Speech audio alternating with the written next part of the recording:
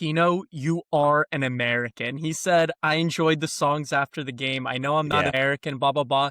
This is what our country is built on. People who chose to be here. Tino, you are American. Welcome to the Class is Permanent podcast. Today is Tuesday, June 23rd. We have episode 56 here ahead of us. Some exciting World Cup news from around the world. We're going to get into a 7-0. Let's get into it. Away we go. Class is permanent! Hey, hey, hey, hey, hey, hey. Form is temporary! Hey, hey, hey, hey, hey, hey. Form is temporary! Alrighty. As always, I'm joined by a man who is very good at intros, also very good at Google Gemini, and is now our new Hold on. graphic designer, Mr. Hold on, Yes. real quick. I didn't use Google Gemini for any of our new graphics. I Right. just want to make that clear. No, you used my ChatGPT subscription that I gave you. Nope, didn't use that. Used all of my accurate abilities. Gemini just helped a little bit. Okay, yeah, you used Canva, and you just threw it into Gemini just and said, "Hey, can you just make this look a little more polished?" Yeah, I was like, hey, can you review this on a scale Yes. of 1 to 10? And it was Yes. like, oh, that's like an 8. Do better. And I was like, of Right. course I could do better. Right, of course, totally get that there. Mr. Daniel Capucci, and a newer host to the show, a man who, at the looks of him, you wouldn't think he's Brazilian, but when you see him start moving, especially on a dance floor, you would know he's Brazilian. Mr. Andre Dirty Rubes Harubi. Parado no baila. We're going to get a copyright for that. Fellas, how are we doing? How was the weekend to us? It was good. I saw you both. I played golf. Went to a USA watch party. It was very fun. Good stuff. Tiring, but fun. It also felt like this weekend was like a million years. I Okay. don't know if it felt the same for you guys. You had the It felt like, 3-day weekend? yeah, it felt like every single day was Sunday or Saturday going into Sunday. Nothing And then better than Sunday that. came and I was like, feels like Monday. So I feel like I had a bit of a masterclass myself, but I had to go to a wedding day, the USA game. Got very lucky that between the church and the reception is when USA played. So I was able to change out of my tux at my fiance's home, put on my USA jersey. Everyone was a little bit jealous and questioning why I had changed out of my tux. But gotta watch USA, was back into my tux and on time for cocktail hour. So again, slight masterclass. That was a masterclass. Good for you. I had a decent weekend. Thanks for asking, guys. Friday, I took it easy and watched the U.S. I was still battling COVID. Some people said that I've had 4 flu games on this podcast and it's getting old. Okay, sorry, I don't want to be sick and have to podcast at the same time, but I do it for you people listening. And then, yeah, we had a nice pod meeting on Saturday. I think we should just get some housekeeping out of the way. We've changed the format of the show a bit over the years, but just so everyone knows now, we will now be doing once a week, same podcast you guys all know and love, long form content out on Spotify, Apple Music. As always, that'll drop on Mondays. Today's dropping on Tuesday because of Father's Day. Shout out to Harubi. Shout Happy out, Father's that's like I grilled lobster and steaks. Wow. Okay. Very nice. Pooch, what did you do for Father's Day? you grilled lobster? Yeah. Okay. I'm so glad you said that because I wasn't going to question him, but I'm glad someone did. I'm just not bougie enough to be. Yeah, what do you mean you grilled lobster? Yeah. Absolutely. So we bought lobster tails. So just the tails a little bit easier, probably in my opinion. Thanks for And I tossed clarifying. Lobster And I tails, tossed just the those tails. I tossed those bad boys on the grill. Interesting. Okay. Interesting. I'm glad you said interesting. It's like if I you're in also- Australia, I you're like, oh, also- shrimp on the barbie. It's like But- lobster on the but barbie. no, those in Australia you don't say shrimp on the Barbie and then throw a lobster tail on. Oh, but You it's throw a similar shrimp on. crustacean. It's a similar crustacean. You just have to cook it through. Disagree. One is a mollusk. Was I concerned? Yes. But was it delicious? Absolutely. And through just a couple quick Google searches, it was actually pretty easy to figure out how to do it. Okay. Hey, listen, I mean, whatever And the floats your steaks boat. I think I killed. If you like medium rare, did a very good job Good. searing both sides, keeping that inside pink, red, depending on how you like it. And I'm gonna- Did you go charcoal grill or gas? Good question. podcasts. All right, fair. I'm okay with that. Real quick, is everyone here is medium rare, guys? Yeah, hands raised if you are. Here goes Pooch. I like it on the rarer side. Oh, okay. I'm good with that. I thought you were going to say, probably well, means you're medium rare. No, like I like it on the rarer side. I'm totally with that, Pooch. I mean, I always ask for medium rare, just standard, but I'm with you. I'm on the rare side. Here's what I'm going to say. If you're listening right now and you're a well done person, turn off the podcast. Turn off the podcast. Find I know a new one guy podcast. that's a well done person that's listening. Who's that? Call him out. Can't give away that information. They don't want to be known as a well done guy, but they're a well done guy for sure. Definitely Kevin Koff. Nope. Justin Sosa. Nope. Timmy Capucci. Nope. Has he been on the show before? Yes. James Sherry. No comment. Oh my God. And he likes Josh there's Jacobs. No way. There's no way. That's actually a knock on his character, respectfully, Sherry. But all right. I was gonna Ruby, have a good you mentioned the word crustacean. What's the difference between a big boobed crab, and a crusty bus station? The fuck, I meant to say Port Authority. Never mind, I blew the joke. One's a crusty bus station, and the other's a busty crustacean. Anyway. Thank God, because I was so rattled by that. How about you just explain to the viewers our new YouTube format? Yes, good By question. the way, real quick, 5 minutes, 58 seconds for that. Write it down. All right, as we move on here, a quick explanation. So as we mentioned, right, we're going to be going long form content, but we will be starting to release for those who are maybe hearing impaired or just prefer to view us because we're all pretty handsome guys. We'll also be releasing more YouTube videos. So some of the segments that we're doing in this, we'll be breaking down on YouTube. We always usually do a long form YouTube video, but it doesn't really make sense for the algorithm or ourselves. So instead, keep an eye out on that. We'll be releasing probably Tuesday, Wednesday, Thursdays type of vibe and some different content. So really excited about that. But listen, let's get into the news here. My only piece of news that's not really World Cup related was in the recent hours, this is Monday night, Julian Alvarez makes an official statement that he wants out of Atletico Madrid. So for those that have not been following, Barcelona and him have been communicating. Atletico Madrid go on their little like bitch fit saying all this stuff. It goes kind of quiet for a bit. Okay. Today, Julian Alvarez officially says that he's made the club known he wants to leave, and he kind of feels like he's being held prisoner.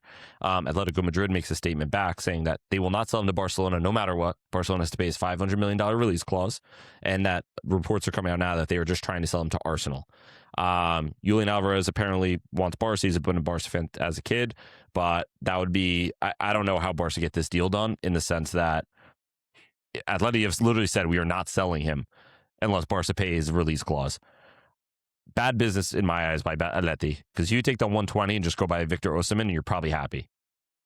I will say I am very anti-selling to rivals. Like, we've had a lot of Chelsea fans over the years be like, yay, we got such a good fee for Kai Havertz or this and that. Like, I just don't like selling to rivals. Not something I believe in.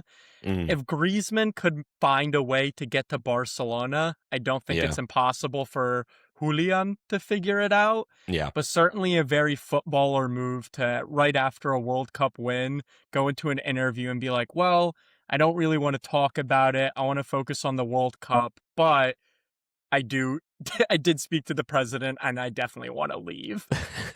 Total footballer move. Yeah. Pooch, any thoughts on this? He's not going to Arsenal. Yeah. He's going to go to Barcelona. The reports I read from the Arsenal side is literally like Arsenal held talks with his Arsenal is willing to sit there and be like, this is our only signing this summer if we splash our entire transfer budget. Right. That's how much Berta, who brought him into Atleti, and Arteta want him at Arsenal. Like, they're willing to splash any amount of money to get him there. But from everything that I've read, it's basically like they've held talks over the past like 6 months with his representatives and basically got to a point where he was like, A, I don't want to go back to England. And B, I don't want to only want Barcelona. So very that's Rafinha-esque. Yeah, that's why I think you're seeing Arsenal move instead for a guy like Morgan Rogers or Barcola, because if they really felt like Alvarez was still on the table, they would not be sitting there being like, I'm seeing every day, like Rogers, Barcola, like all of these, that wouldn't be the case. It would literally just be Alvarez, Alvarez, Alvarez. And the fact that all we're getting is probably like the Atletico Madrid side of it, where they're like, hey, Arsenal's interested. Hey, Arsenal. Yeah, of Yeah, course. I'm sure 99% of clubs are interested. I also saw that that he said PSG doesn't want to yes, go to either. So it's like, yeah. yeah. Your I mean, quick 2 seconds, would you rather have Barcola or Rogers? If, like, let's say both good players question. were down a come and both clubs agreed. Who am I getting rid of at left wing? Martinelli or Trossard? Your Because I think call. Brother, that's what it I, Your comes call. down Your to. call. Let's say either you were the one, you're good with director that. and you could choose who you want to ship out. Again, I agree. I like the question you asked because Morgs and Barcola, completely different profiles, but I just wonder who you think would elevate your club more. I think probably Morgan Rogers, just because of his conversion. Barcola Mm-hmm. to me feels very a better French version of Martinelli, in the sense of both super pacey, both kind of get into that area inside the 18, get behind defenses, but can't finish consistently enough. Like, to me, it's just the same player, just a different like obviously Barcola is better, but Mm-hmm. like I would rather replace Morgan Rogers or Trossard with Morgan Rogers, because The I way feel I, like, s- but that, like, it's also at the same yeah. time it's two different profiles. So Arsenal are going to bring in, if they from what I'm hearing, they're going to try and get rid of both left wing options and bring in Mm-hmm. two net new ones. So they're going to Mm, want different like profiles. So I think that's why you're seeing that. I also wouldn't be shocked if Morgan Rogers comes in and basically competes with Odegaard for the 10, and they move Eze out Very to left possible. wing yeah. to be the Trossard That's replacement. I think what would end up happening. I don't I see Rogers' future personally as a Rogers enjoyer, strictly through the middle, not strictly, but like in his best. And I think as Yeah. a again, I think Eze and the reason why I think Spurs fans were excited about Eze is he's very similar to me as Xavi Simons, who they Mm-hmm. both can play in like that left half space, and that's probably where they're their best, more so Yeah. as a proper 10 playmaking. But I mean, And to we'll be have to say, fair, like Eze and Morgs also both want to be in that similar space. So I did already bring up some questions on how they potentially would fit together if you are kind of just having two players in that same role. But yeah, ultimately, I think Morgs is a safer signing where he's very prem proven. He's British. He does have that versatility. Where Barcola, he could be wasteful at times, but the upside is like drastic. Where yeah, it's probably maybe massive. Dembele had criticisms early in his career for not being able to finish.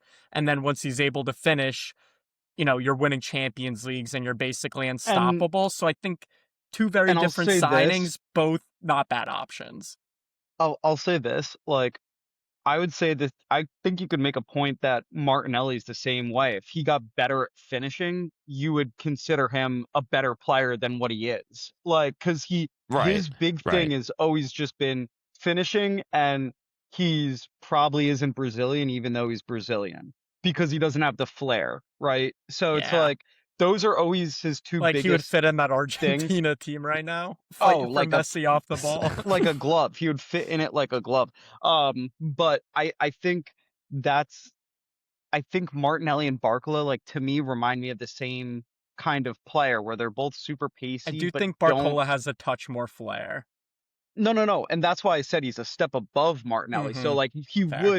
he would be better than Martinelli, but at the same time, it's not like you're getting like an Mbappe or a Dembele level player compared to a Martinelli where you're like, we have to splash 80 to 90 million on him. Like, you're still at the end of the day, you're still saying like, okay, he's better. He's an upgrade on Martinelli, but can he finish? Like, you're still having that same question around finishing with him. I Um, do think PSG ends up being able to hold on to him just because of the status of the club, the money they're able to spend. I think they'll be able to keep him happy enough. But if a Liverpool, if an Arsenal, if any team is able to pry him away, definitely would be one of my players to watch for next season where I think he could explode. All right, good stuff there. I agree with that too. Another round of World Cup matches is officially in the book. So let's break down the biggest stories and moments from around the tournament so far. And we're going to start in the motherland, USA. USA. I don't know how we're on a delay. Am I on a delay deal? It was happening with the muchachos chant too. I was trying to sync up with you, and it's like not a delay. I feel like you're going slow. I I'm don't going know. fast. Well, I also loved Country Roads Take Me Home at the end. I think they officially named that USA's win song now. 100%. USA, obviously a huge win, 2-0 win over Australia. Another amazing performance in my book, especially in that first half. The ball is flowing, especially on that right side with Destin McKinney had an awesome connection early. Florian Balogun is just, this is his tournament. Maybe not, maybe it's Messi's, but you know what I mean. He is absolutely balling out, and the backline looks good. Alex Freeman with a goal moments after having a head injury. But in the same city as his father, played in the NFL. Yes, sir. Which I didn't know his dad was the wide receiver. But that being said, USA not only win the match, they win their group. Paraguay beats Turkey, but we're stuck with the USA front right now. Pooch, I mean, talk me through this game so far. What have you been seeing? What have you been enjoying and no about Pulisic either? I know, massive. No Pulisic here. No Pulisic here. Yeah, no, I thought we played. I think it was pretty similar to the Paraguay game, where rough couple of first minutes, you maybe get a chance at a goal, doesn't fall, and then they kind of just lay it on. I really think that the way that they spoke after the game of playing with two strikers and hearing like Thierry Henry, like his kind of thoughts on it, where he's saying it's actually much easier to play with two strikers because one of them can still occupy the center backs, and then the other one, like against a back five, I thought was super interesting. Um, I think I don't. I think we could win the World Cup. I Wow. don't want. Yeah, like Clip I know that. Tim Howard. Clip that. I know. Say it I one know more Tim, time with gusto. Yeah, say like you I mean don't it. have. I don't have the gusto to say it right now. Um, but I think we are a really good team. I mean, I think when we were going over this team in the preview, Ethan, before the World Cup, I said it where it's like they're just a star player away from being like a team that could actually make a run. And if Balogun is that star player where it seems like he's kind of coming into form and possibly being that, that's a huge game changer for us. Where if he is our, and I'm not saying he's the level of this player, but if he's our Harry Kane, like in this tournament where you can just like count on him at any moment, like our Leo Messi, I could see us making a run to the quarterfinals, semifinals, and like really at that point, you have home field advantage. You have the entire country buzzing. Like it's something about confidence too, where it's like I'm sure Poch in that locker room is providing a confidence that a Berhalter, a Klinsmann, a Bob Bradley never really did. Where you hear him in the like in the public saying, Totally agree. yeah, saying, "God damn it, Norway scored." Saying like we have the chance to win it. We have a chance to win it. Past coaches for the US were just like, hey, just happy to get through this game. We just got to focus on getting out of the group. Poch is sitting there like, no, we can win it. We can win it. Yeah. So I think there's something about confidence with this team right now where they all seem to be buzzing. Roldan I saw got hurt today. Advantage Where us. not advantage us because now we have like two midfielders still available because Adams won't play in game 3 because of his yellow card. Yeah. So it's like, come on, dude, you had one job. Just stay fit enough to play in the game that we don't need our starters to play in. And he can't do that. Like, send him on a bus home.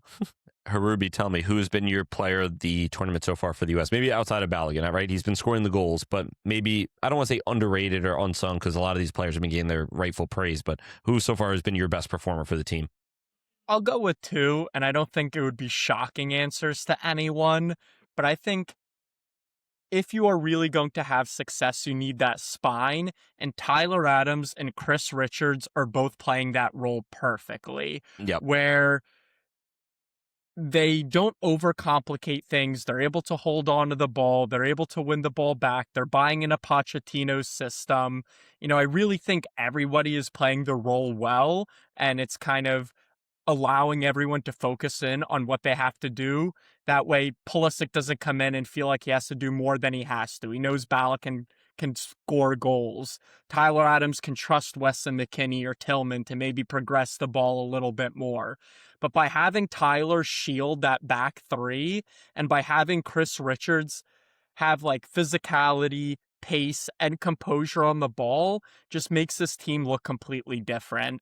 And I think to Pooch's point, I just think it's such a drastic difference going from Berhalter ball to Pochettino ball. I already talked about it, I think, on the last pod, that from the energy of the team, it looks like a Pochettino team to me, where they Yes. win the ball back, they all work hard Yep. off the ball. But another thing he's done really well in the past is like finding those one or two players and putting them in a role to succeed. He's the one who got Harry Kane and Dele Alli to tick. He's the one who had Cole Palmer have that absolutely out of the water season at Chelsea. Future Manchester United player. But yeah, go on. I think he is going to be the type of coach that is going to get the most out of a Pulisic and a Balogun to kind of elevate their game. And like Pooch is saying, oh, we need a superstar. At this moment in time, they're looking like that. And I think it's thanks to Pochettino. Yeah, I couldn't agree with that more. And I mean, me being a Spurs fan, and really my first instance with Spurs with Pochettino is, like you said, you're playing brave football, right? And my player that I was going to say is probably our best performer right now, in my eyes, outside of, again, Balogun, is Dest.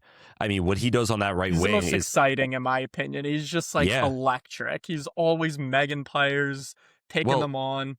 Something you didn't see under Greg, I think, is they gave him freedom to go forward, but you weren't seeing like the back heels, like we said. You weren't seeing like him really beating his man, and it felt like probably under Greg that they were in such a structure that Greg was. And listen, I can't be super mad at Greg, right? You're playing the way you got to play, right, with the team. But I think Poch said, like, you guys are good players, go play. Right. And probably taking a little of the stress off their shoulders and allowed them, like you said, you're putting the best players in positions to succeed. And with a guy like Dest, you're watching Dest combine with Weston McKennie, right? Who McKennie has this freedom all over the park. It looks like the Dest that was at Ajax that made everyone Yes. think like, oh, you can go play at Barca, that you can go be Yeah. a world beater. And part of that is, again, you're putting a center back / fullback behind him that gives him Yep. that freedom. So Dest is in kind of that in-between wingback role where he feels comfortable. Yeah, and 100%. I mean, we were talking, me and Pooch did our kind of, can I get a lineup prior to the tournament, and we put them in a 3-5-2. I didn't know, or I think maybe it was like a 3-5-2, I think. Yeah. No, sorry, it was a 3-4-3 with like two 10s, and which is what we saw in the first game essentially. And the big thing our focus was how do you maximize what you have, right? It's not about playing a 4-2-3-1 because I'm a 4-2-3-1 manager. It's what do I have? Who are my best players? How do I get the best out of them? And he has done that terrifically. He's got a whole country right now like watching footy and enjoying it, not just watching it. Pochettino, you are an American. He said, I enjoyed the songs after the game. I know I'm not American, blah, blah, blah. This is what our country is built on. People who chose to be here. Pochettino, you are American. I love that. That's going to be a clip for sure. But very excited. So obviously their final game will be against Turkey, who we're about to get into this upcoming week. Really nothing to play for. We think we're going to see some rotation there, but it'll be exciting. The one thing that's been pissing me off is people are like, look at our road to the semifinals. I'm like, guys, most of these teams haven't played a second game yet, and you're telling me our road to the semifinals is like Bosnia, Ghana, Croatia, or something. And I'm like, all right, like let's relax here. But I would say, in my eyes right now, I think reasonable expectations quarterfinals. I think that already was maybe a bit of a ceiling coming in. I think now it's a reasonable expectation. People are being like, this is a semifinal team. I don't think you need to start doing this, because if we don't make it, you are now kind of diminishing what we have done, and you need to recognize the progress that we have, like that we're playing with, and the way we're looking. So I think if we make the quarterfinals, that's a massive success. Semifinal would be like a World Cup final in my eyes for this team.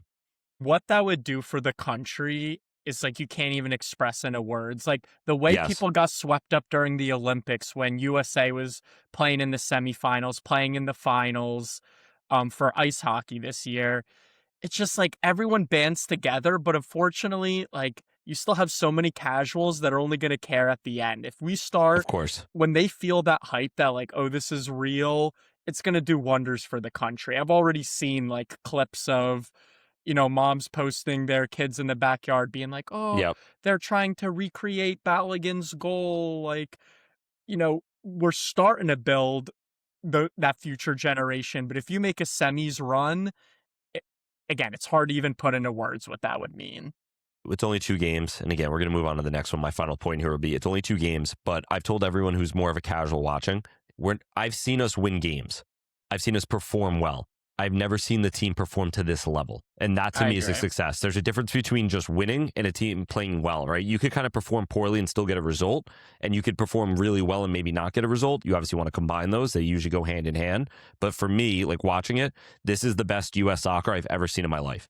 Pure like actual footy watching that I've seen in my life. We've seen teams, maybe a couple years ago that perform really well, but this is far and away the best actual performances. So moving on, we'll touch on it real quick. Paraguay beat Turkey 1-0. Capucci. Real quick, first thing, if we're expecting to get to the semifinals, we should get to the semifinals. That's I my actually agree. I think point it's on it. okay to set expectations high.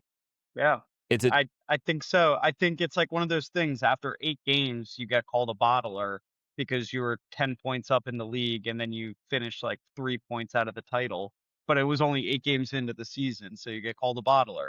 It's the same thing. You win 2 games of the group stage. If people sit there and they're like, can USA win it? If you're in those conversations, you have to say in those conversations. You can't bottle it in the round of 16 or round of 32. this sounds like a lot of like Arsenal derangement syndrome, a little No, ADS here.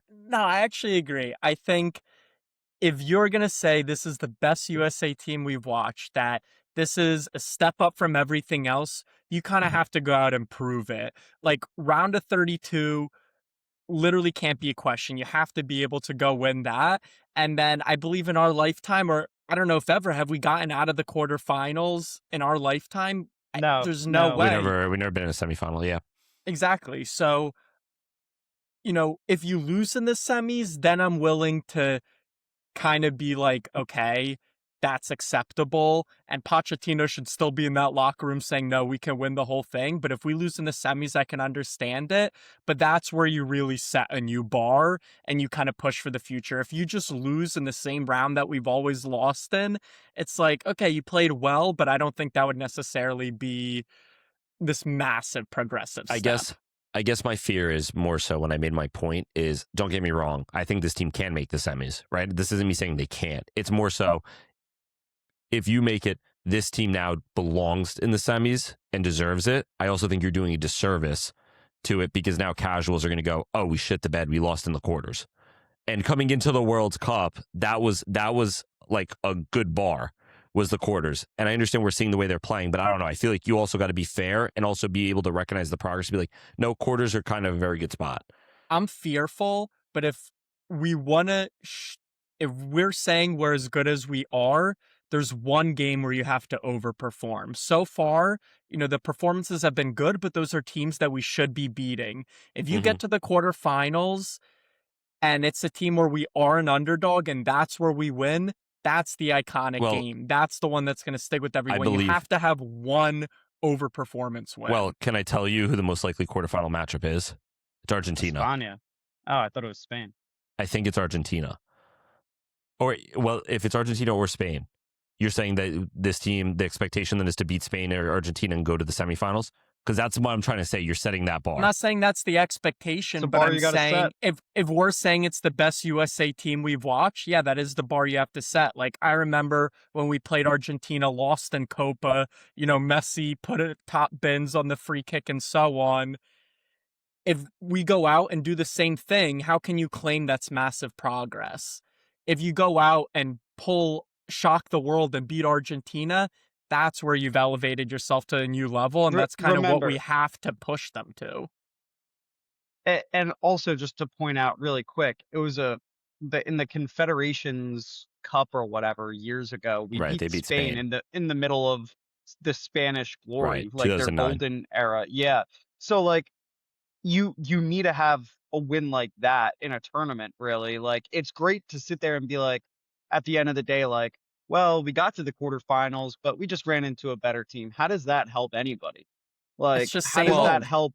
It's same old. I Yeah, guess it's it's just same same. old. You could beat up on the minnows, but when you go to play with the big sharks, you can't beat them. Like, if you want to actually be one of those premier footballing countries like Americans want us to be, like the Yeah. actual American soccer fans want them to be, you need to win some of those games, and not in a friendly in New Haven, Connecticut in 30 degrees with No, I 15,000 agree. people And, watching, like, where the it's German okay to be national team has their disappointed third then. best team. Like, if No, we no, it's go out okay. and we lose that quarterfinal, it's not like, "Oh, okay, like, we knew you were gonna lose the whole time." Like, no, we should be disappointed as a country, and that's how you start setting the new bar. You saying, like, "No, that's not good enough. I know we you have had to 3 good games, 4 good games, but that's not good enough. We have to win that one game eventually." I get So what you're saying. I guess my point is Pooch, what was your expectation of this team coming into when we did our preview? What was your expectation? quarterfinals.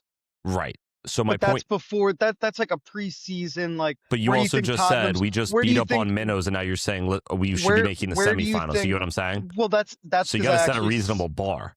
But that's what I didn't see them play before the tournament, so that was my bar. When I start Okay. seeing them play, I now sit here and say, we have the players and the ability to go out and beat a big fish, to catch a big fish. We have that Okay. ability after watching them for these 2 games. I guess I my think So point I here making is would be quarters is, like, disappointed. always where we're falling. I think making it to the corners is like, okay, you didn't disgrace yourself, but if you win the quarters, that's where we've taken that step. no, I agree. That's a huge And success. think But my about it point this is way too. No, think about it this way. If Tottenham, where do you think Tottenham's finishing next season? top 4. Truthfully, Top honest. 4. You think No top Europe, 4? no European football, and the way they're Okay, investing right now, I think let's they say, could. okay, so you think top 4. If by January transfer window you're in first place with 8-point lead, Okay. are you confident they're going to win the league? I mean that's also You're sitting there, and you're saying to yourself, we have an 8-point lead in January. We should be winning the league. But at the start of the season, you're sitting there saying, well, top 4 is what I expect. Like, it's the same kind of right, but ideal where it's like you've seen them play now, and now you're like, you want to know what? We can actually do this. I'm not I'm saying we seeing the can't do it. US I'm saying you I'm have to seeing the set a U reasonable expectation. You go over quarterfinals, it's a success. and that's what you're doing. But that's what you're doing right now, where you Right. set that reasonable expectation of Tottenham in the top 4. But then when the time comes and you're actually watching them play, your position changes, because now you're seeing them play and you're sitting there saying, you want to know what? I think we can actually do it. It's But the same thing where I've seen them play, right. and I think now that they can actually beat an Argentina or a Spain in that quarterfinal game, because it's a one-off game. At that point, if you're already in the quarterfinal, there's going to be so much buzz around an Argentina versus US or a Spain versus US game, where they're going to be so confident they've just won 5 or 6 games in a row. They're really buzzing. Like, I who care? Like, who knows? It's sports. Anything can happen in sports. It's a one-off game. It's not 2 legs. It's If like, it you Yeah, don't was have 2 to legs, sit I here wouldn't. and say, "Oh, Christian Pulisic is better than Messi. We have better players than Argentina," but we're good right. enough to upset one big team in the right moment. And I'm not unless we disagreeing do with that. that, I think it is a slight disappointment. I think I you're just just more think that's Spain than you are US. I just think that's like a very hot take for a team that in 2022 didn't make the World Cup, right? 2018, did we make the World Cup? Did we miss 2? No, 22 we made it. 2018 we did. Okay, so 2020. Oh, we lost to Netherlands, right, in the Yeah. first round, But right? once So my again, point that's is you make it to the quarterfinals, you lose to an Argentina. I'm not saying you're celebrating and throwing a parade, but my point is you can't also now set the bar at semifinals and be like, fuck, we lost to Argentina. Man, that was a failure of a World Cup. My point is that should be expectations quarterfinals. But Anything that's above that is like, but holy but shit, we that's just but did something that's been massive. Loki that's in our been the locker US room. expectation for the I'm not past talking about our 2 locker room. I'm decades. talking about fans. My whole I point I came up know, with but like casuals but and like but the media. I know, but that's been our expectations for the past decade. 2014, who did we lose to in the knockouts? Belgium. 2018 didn't make it. 22, we lose to the Dutch. Like, Right. our whole history has just been we beat up on the Ghanas, the Algerias, the Australias, the Paraguays. Okay. We get to a point to then when it's like, okay, now you got to roll up your sleeves and play a big boy team, and we just kind of bow out.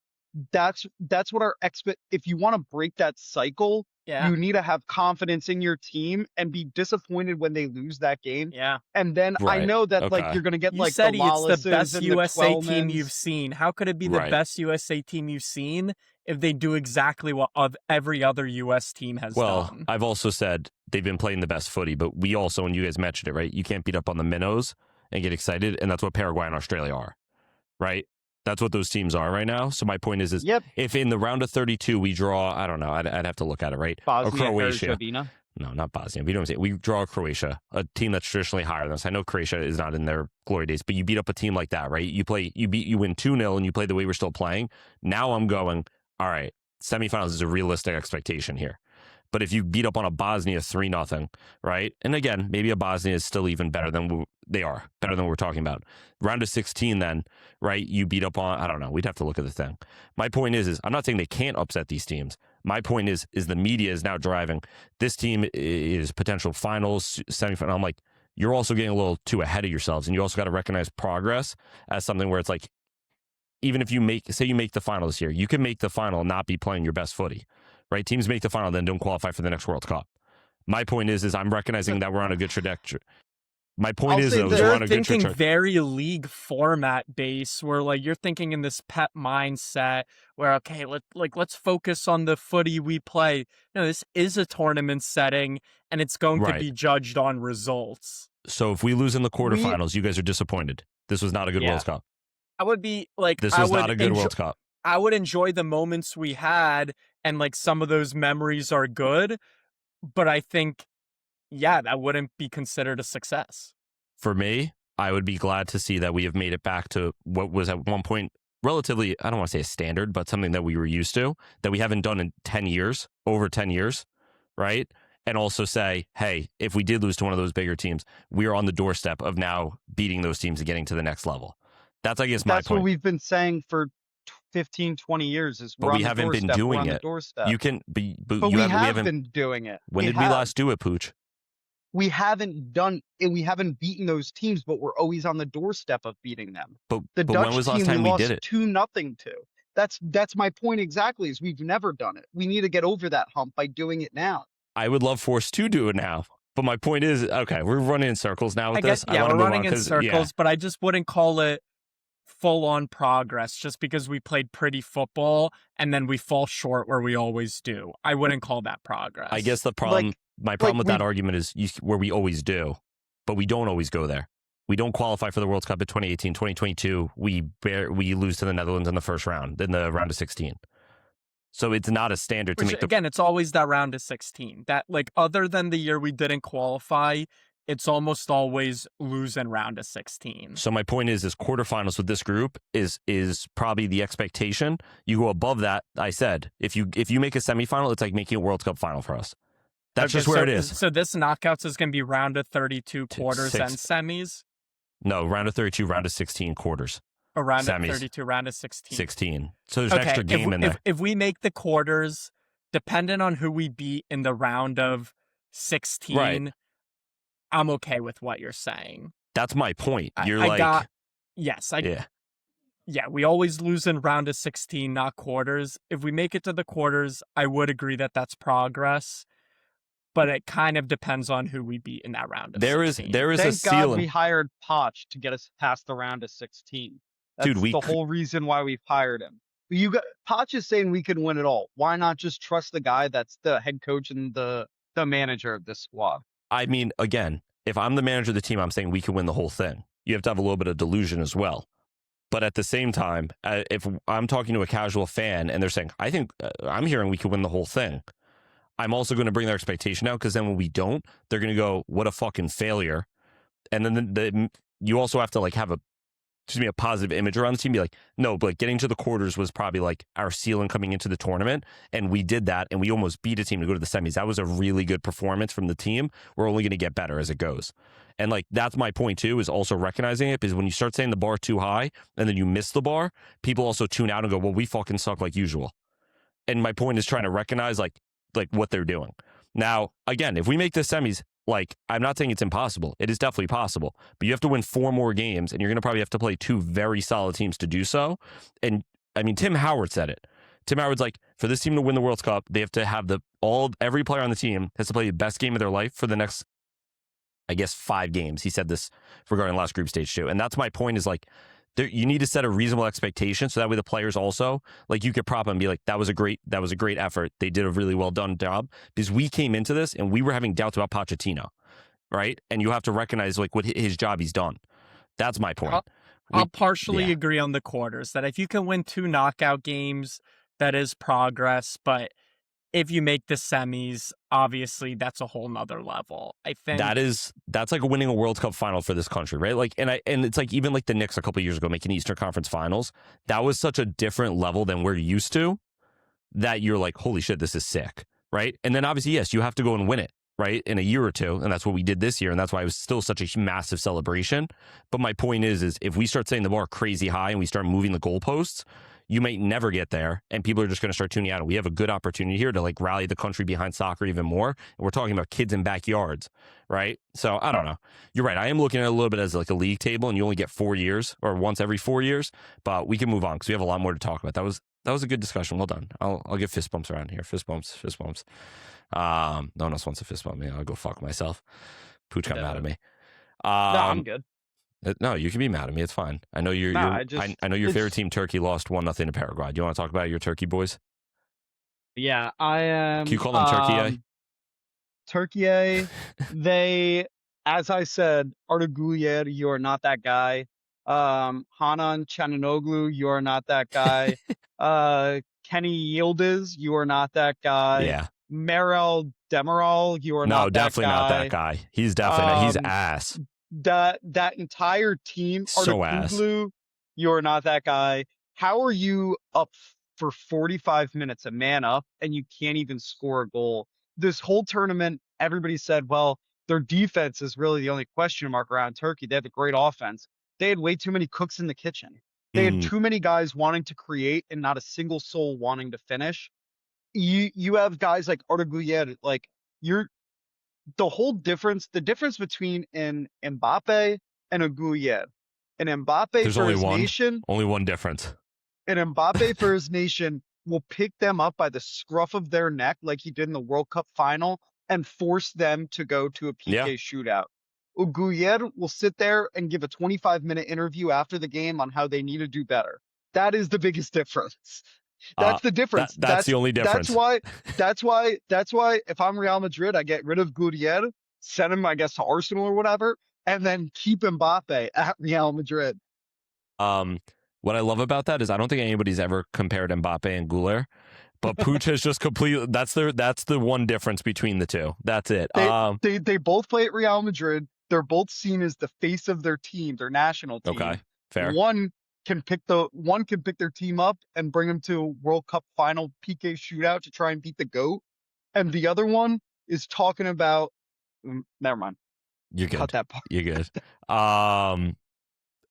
Long story short, watching the game, I mean, first off, Turkey didn't look good. It was a very reminiscent. The first thing I thought of, and this is the first time I think of any time, Spain 2018 World Cup, just passing the ball around with nowhere to go, throwing crosses into just nobody to get to them. Demiral did miss like a header in like the last minute or something, which started crying after, bitch.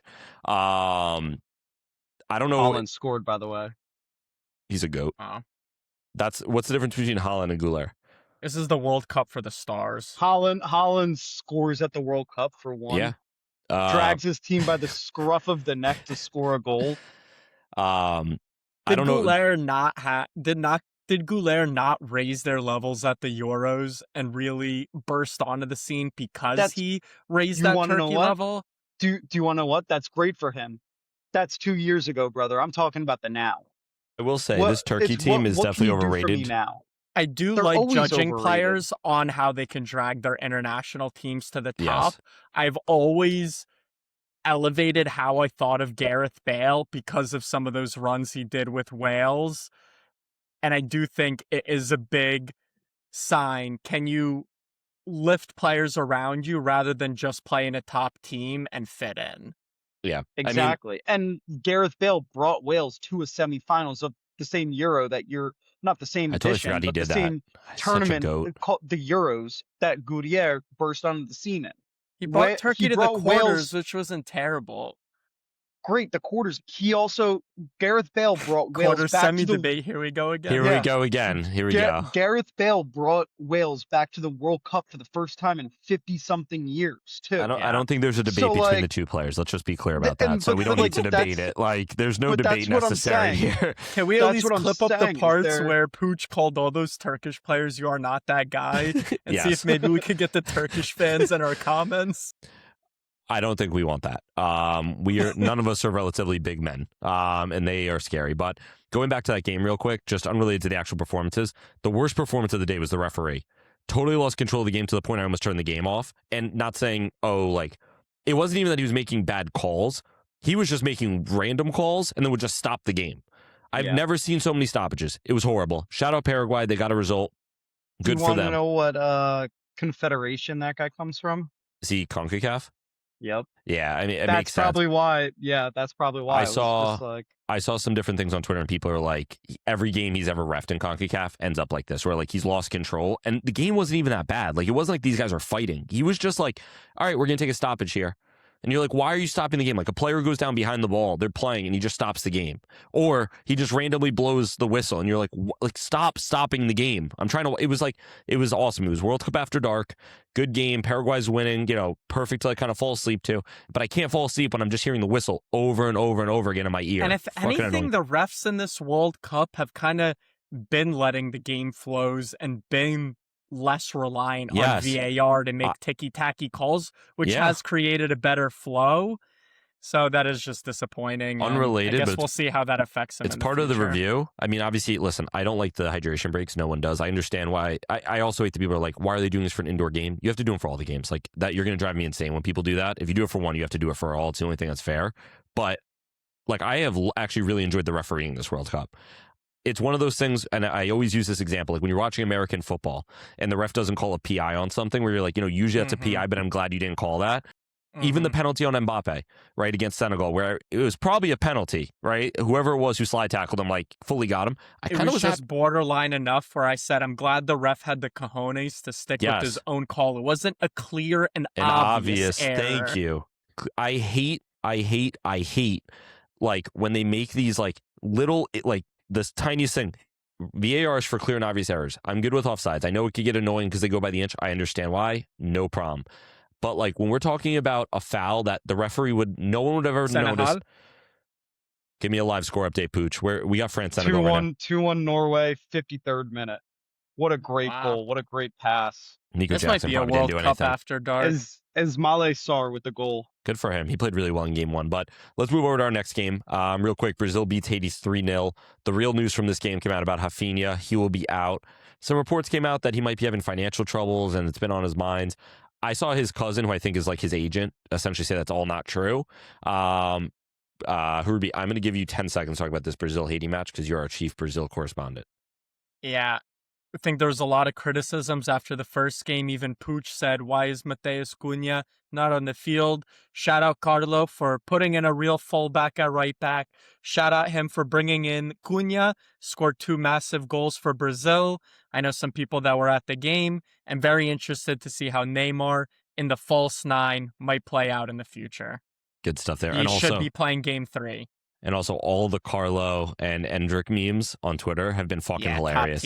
Top tier. Moving on. Pooch, your Dutch team, 5-1 over Sweden. I'm going to give you praise before you jump in. Liquid footy. They looked really, really good. That's, I think, the Dutch national team that you were expecting, that a lot of people were probably expecting more so after game 1. I'm going to give you 20 seconds on this one. This is probably a better experience on YouTube right now.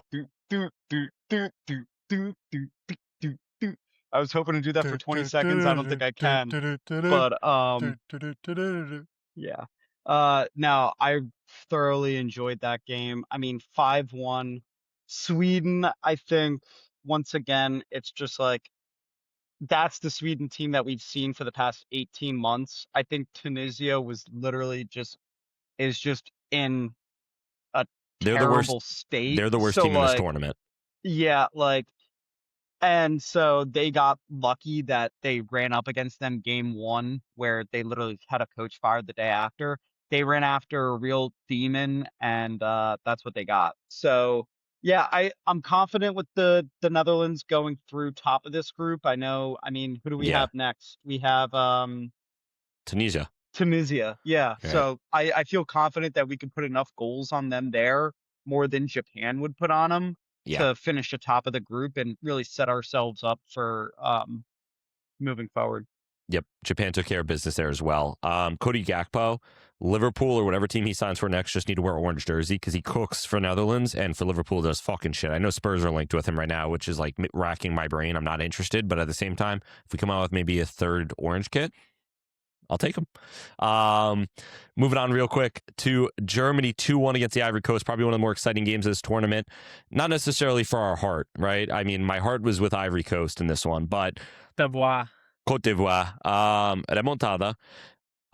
Well, at the end of the game, my only note here: what the hell was Simon Adingra doing? That pass comes across the box. one time where he didn't shoot it. Yeah, oh my God, that's like mind numbing. I was sitting at a family party watching, and literally everyone in the room was like, "Oh!" And then he doesn't shoot, and we're just like, the abuelos in the corner who don't watch footy. We're like, why the hell did he shoot right that? after that makes it so much worse. Like you see Yep. the clinical from Undav where you're taking one touch, turning, shooting, like what a turn. Classic striker goal. And there you see someone where the lights are too bright, you freeze in the moment, you piss down your leg, and he didn't choose to shoot. Yeah, that pissed me off. That's also been Adingra's whole career. Yes. Is where he shows signs of brilliance. He's the next guy up where he's going to be 27 and people are still going to be talking, well, remember that one year he had at Brighton at 20 years old? Like, he still has that potential. Like, he's the next one up of that list of people. You just can't be in that position, right? You get to receive, for a hockey term here, right? You receive a one-timer across the middle, perfectly in the middle of the box. Like, I understand, listen, we all play footy. We all get it when you want to try and cut back and hopefully you beat your defender, get a little more space. You just know, though, from playing the game, you will not get that space because the defender's going to slow down. And even, you know what I mean? Like, you're going to get closed in on. It's 3-1 here to Norway. They are running rampant on Senegal. Pissed me off, though. I had Ivory Coast tie no bet. So a win there was great. A tie was fine. I would accept it. So pissed me off a lot. And then Undav, what a turn to finish. That's why in the first match, I kept praising Balogun for taking that first goal first time. Like, it's such a little thing. But when you're in the box, you don't have time. Like, you have to have confidence in yourself. And that's something I haven't seen from USA in the past. And that's something, unfortunately, here that ended up killing Côte d'Ivoire. Yeah, it's just one of those things, too, where if you take the shot and miss it, I get it. People are going to be like, why didn't you take a touch? Right? Like some bullshit like that. But like real ball knowers and people who have played the game, and this is the difference between a casual and someone who's played the game, knows like, you don't have a touch there. Right. And he, it's in like, for those who maybe aren't familiar with the game, right? It's like when you're playing basketball, someone passes you the ball and you take the dribble before you shoot and the defender comes over. Sometimes you just got to pull it, right? You can't take that little dribble to set yourself. You just got to pull it because you're going to get a better look. Super, super frustrating. Just as a casual watching that game, but, or excuse me, a neutral, not a casual. Definitely shows Germany's strength, though. I think, they had the blowout game one, but people were still not really sure to come back in that game and win. I think they're a little bit more legit than people wanted to say before the tournament. 100%. You don't think so, Coach? I don't know if this is a hot take. I see a round of 32 exit in Germany's future. I am not as big on Germany. I actually don't see him getting past the quarters either. Germany, I think Germany has to play France in the quarters or something. Like, they were going to have a tough road. So I think pick France 9 out of 10 times. Like, I'll take them 9 out of 9. Or we'll do 99 out of 100. Thank you. But also at the same time, I don't even see them like getting past a round of 32 around it. This German team is going to look really good, even in who's their last game? Ecuador. They're going to rest guys. Ecuador may win, and you may be like, well, it's because they rested guys. and then the round of 32 or round of 16, whatever it is, they're going to lose to a team they shouldn't lose to. Yep. And you're going to sit there and be like, well, what happened? And it's like, you look at this roster and they have a front three of Sane, Yeah. Havertz, and whoever else plays off the left, like Musiala Wirtz. or Verts. Verts and you're then like- kind of Musiala in the 10. and it's just like, well, that, and then Schlotterbeck also got hurt this Yes. game, so like that's another big thing. It's like you're missing probably your best center back, who, in Yep. my opinion, he still isn't the upper echelon of center. He's a really good center back, but not upper echelon. So I don't know. They have a 40-year-old at goalkeeper who some games looks like he's 25 Manuel Neuer, and then other games look 40-year-old Manuel Neuer. This German team, I think, got lucky with their draw where Yeah. they're able to kind of coast in the group stage. But once again, to what we're talking about with the US, I need to see them beat a really good team to actually show me I that think they if, are a really good I think team. if they had Ecuador game 1, we might be talking about them differently, because you got to Yeah. remember, like, the way you play opponents also like you beating Curacao 7-1 brings you into this game on a little bit of a higher note. Game 1 was easy. Yeah. You found your footing. So even if you played like a little bit like shit at points, you were safe.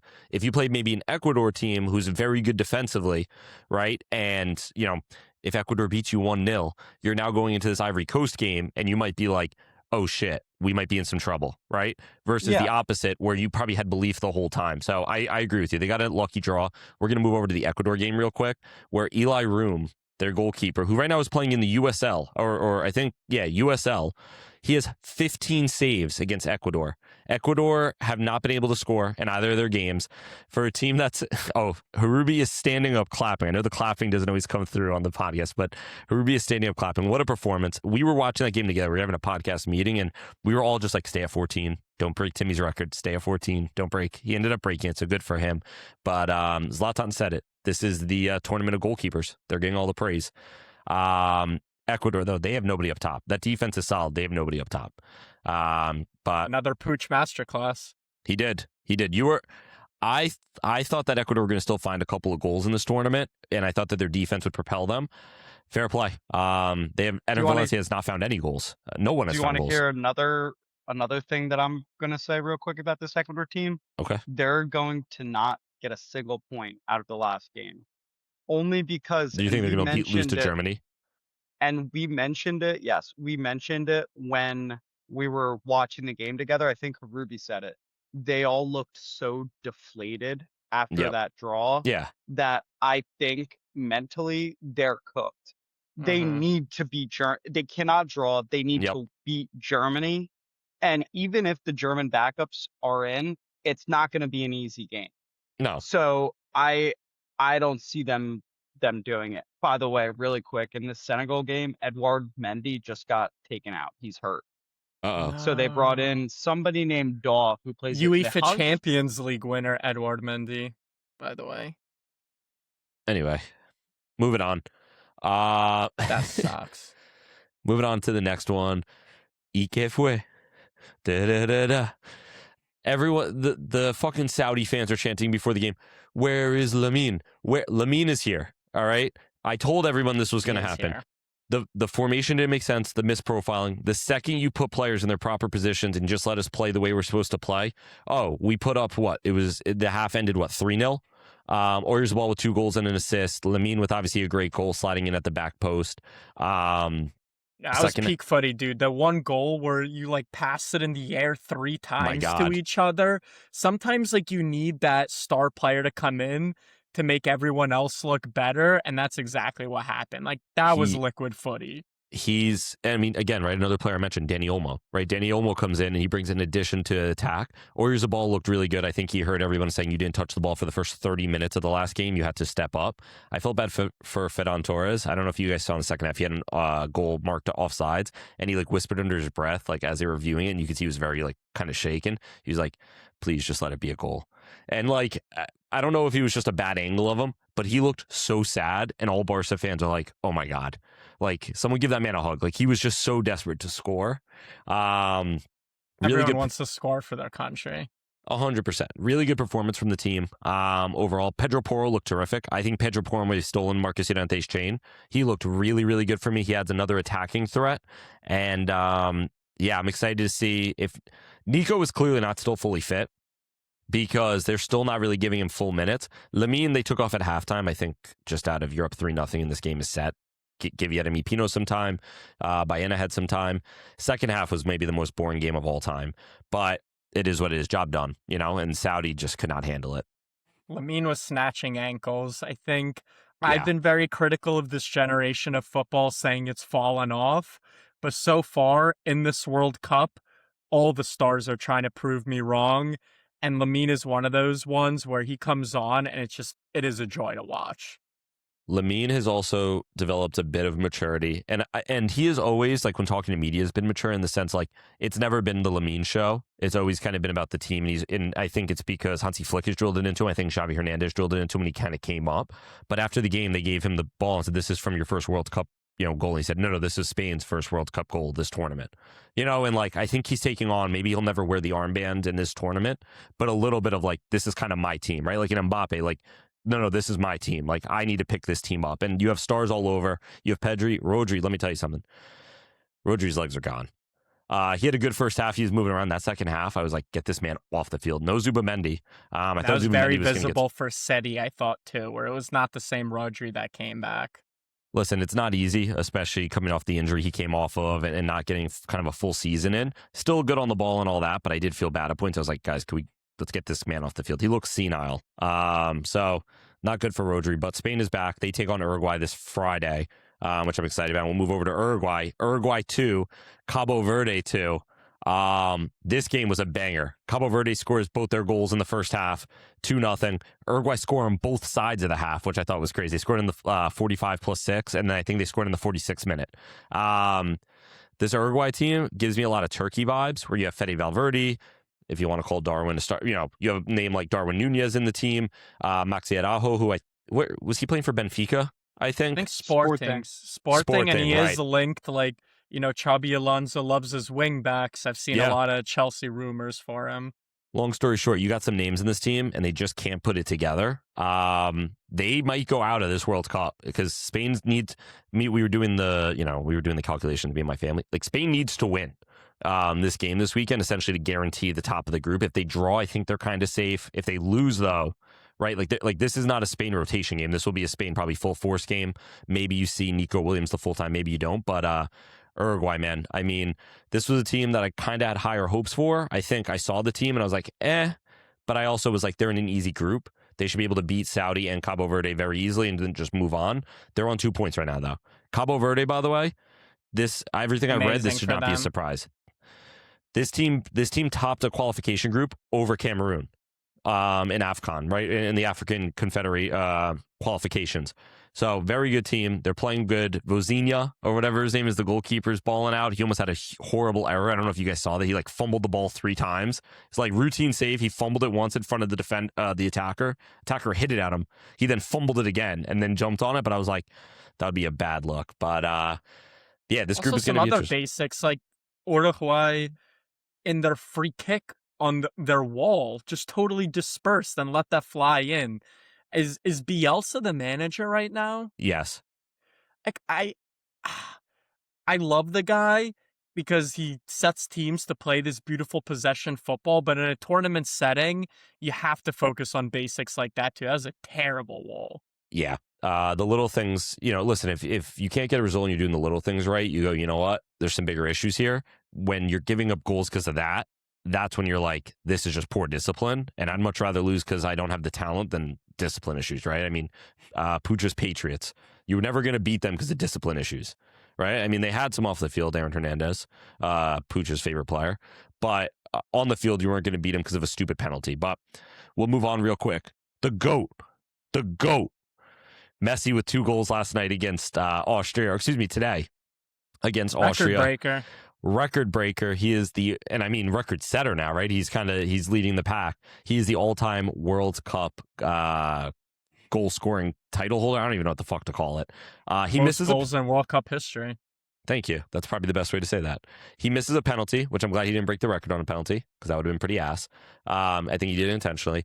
2 vintage Messi goals to give him the win over Austria.